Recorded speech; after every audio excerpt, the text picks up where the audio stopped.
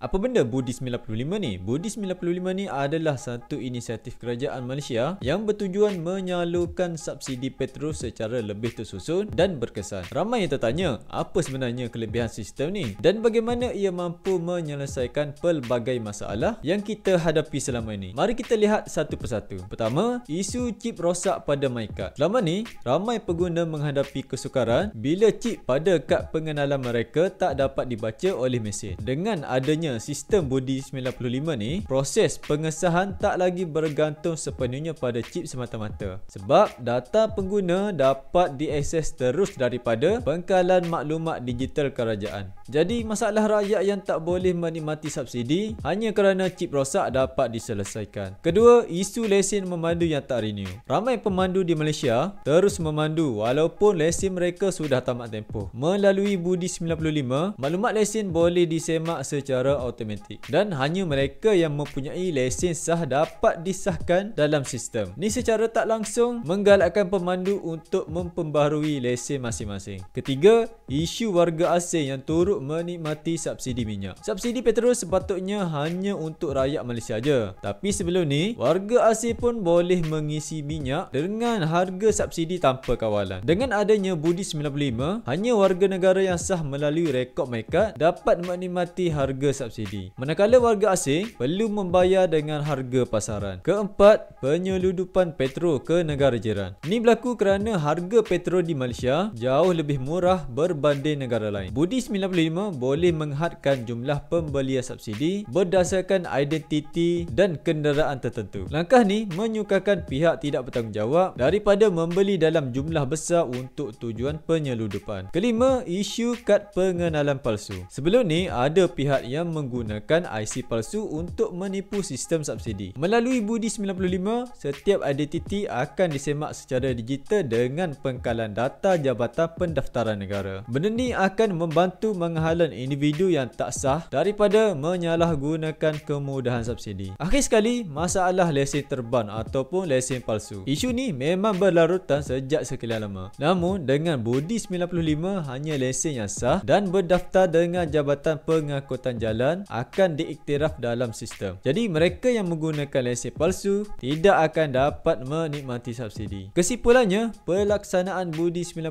ni bukan sekadar soal harga minyak semata-mata. Ia adalah satu langkah pembaharuan yang mampu meningkatkan integriti sistem, mengurangkan ketirisan subsidi serta memastikan hanya rakyat yang layak benar-benar mendapat manfaat.